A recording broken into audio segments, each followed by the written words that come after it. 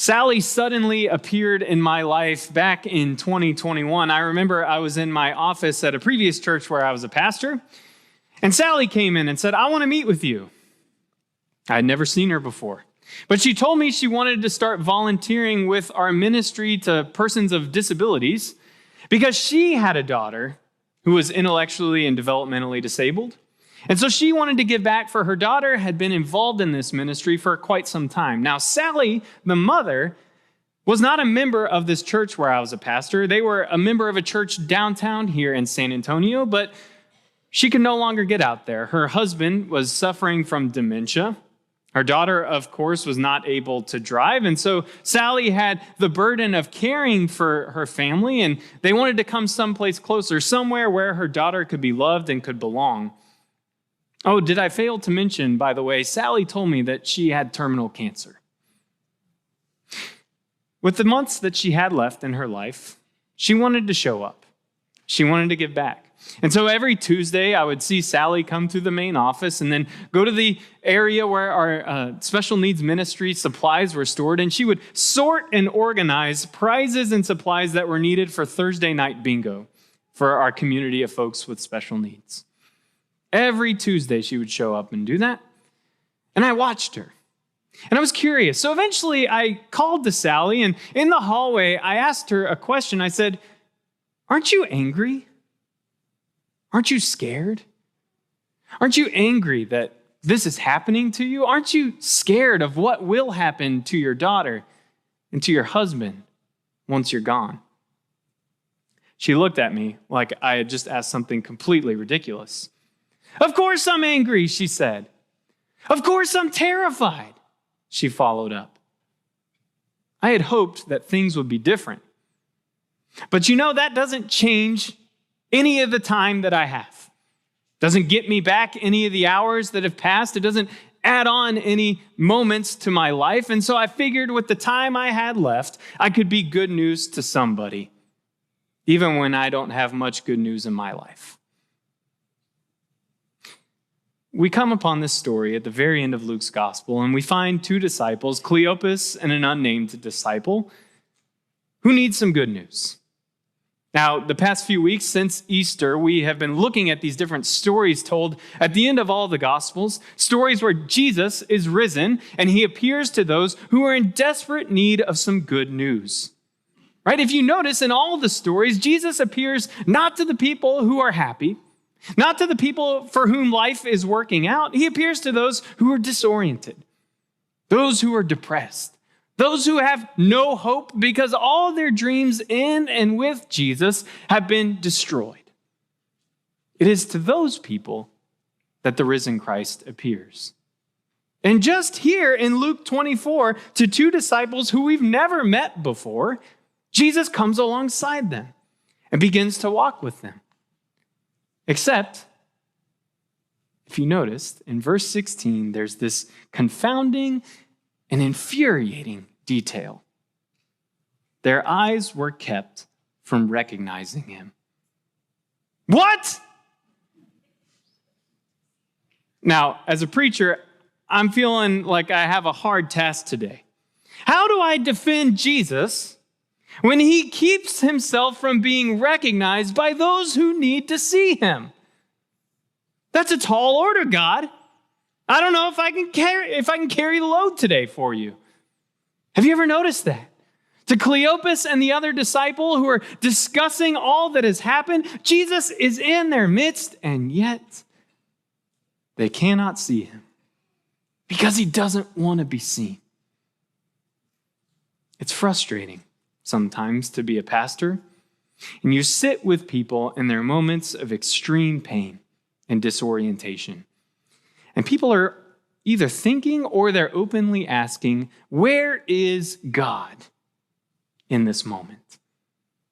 Now, I feel some pressure as somebody who gets paid to represent the Almighty to offer some answer or solution that could relieve some of the pressure in that moment. I feel the slightest temptation to say something like, well, everything happens for a reason. Well, don't worry, because God doesn't give more than you can handle. But then I wise up. I keep my mouth shut. Because there is no good answer in moments like that. Especially when you get verse 16 in Luke 24. Their eyes were kept from recognizing him. Have you ever felt like God was missing or even hidden in moments of your life when you were suffering? Or when you didn't know what was lying ahead? Maybe you got the test results and they came back with the worst possible news. Maybe you worked and worked on your marriage only to see it continue to crumble. Maybe your job is taking a toll, but you don't see a way out. Maybe your kids aren't responding the way you had hoped. They're growing up to be someone different than you envisioned. Whatever it is, to be a human is to experience these moments and seasons in our lives where we look around and it looks like God's not in the picture, where we feel like God is absent. It even happened to Mother Teresa. Do you remember like a decade ago, that book came out with all the correspondence Mother Teresa had written to confessors and other close confidants. And it was found that for over 50 years of her life, Mother Teresa confessed that she didn't feel like God was around. For 50 years, half a century, she wondered, lamented, openly questioned, where was God? In 1979, she wrote this to one of her confessors. She says, "As for me, the silence and emptiness is so great that I look and I do not see. I listen and I do not hear." In 1959, she wrote another person saying that she no longer felt like she had any heart in the prayers that she prayed. For 50 years, as she worked and labored and ministered, all the while inside, she felt like God was not there. She was ashamed of it. She even asked for all that correspondence to be destroyed, but it was not. Instead, it was published.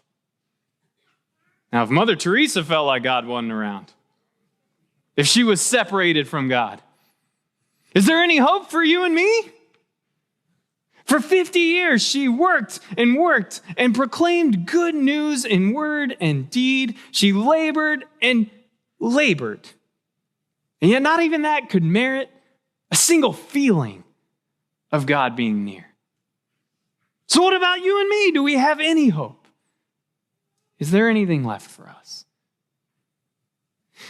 One of the things that American Christianity often focuses on, perhaps to our own detriment, is the primary role we place on feelings and experience in our life of faith. We really lift up the personal relationship we have with God. The feelings we get when we gather on Sunday mornings, or perhaps when we go away to camp or retreat, we cherish and we chase these experiences. And feelings are good. This is not a sermon where I bash feelings. I am a mainline Protestant, but I still believe in the heartfelt experience of God's love. But I think sometimes we put undue focus on them. And there's a danger in that. Have you ever woken up on a Sunday and said, I don't feel like going to church? Perhaps the preacher preaches the sermon and you said, I didn't get anything from that message. If you haven't said that, today is your day. Whatever it is, feelings have a role, but they do not have the only role in our life with God, for they can mislead us. They can be all over the place, one moment to the next. It's not just teenagers who have crazy amounts of sway. It's all of us, day to day, feeling this way, then that. And if we use that as our compass to direct our life with God, there will be moments when we feel nothing. When we feel like God is gone. But why? Why does God stay hidden? Why does God allow us to experience some kind of absence? Why, in verse 16, does Jesus keep recognizing him? Well, I find it interesting that there could be an answer perhaps in the way that the story develops. You notice that Jesus asks these questions to which he already knows the answers. What are y'all talking about? What kinds of things have happened? As if he didn't experience them himself.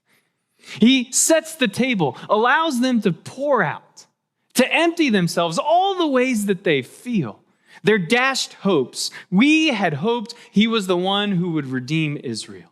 Their ideas about Jesus, a prophet, mighty in word and deed before God and all the people. They confess. They put it all on the table. The things they think about Jesus, the ways they feel about him, the ways they acknowledge him. And after they're done sharing, the hidden Christ begins his work. There's a medieval mystic and theologian named Meister Eckhart, and he has this shocking, simple prayer that I came across one time that still sticks with me.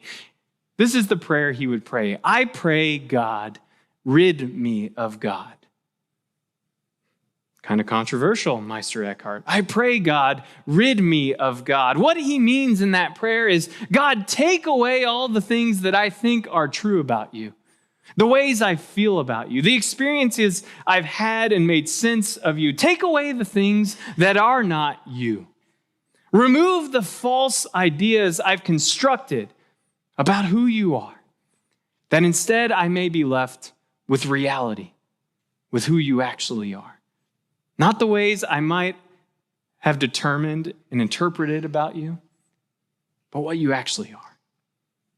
I think in this moment, the disciples are invited to confess, to lay out all the things that they're thinking and feeling, and the hidden Christ allows that to come out so that he might begin to work, to redeem, to repair, or even remove that which does not belong in their life with God.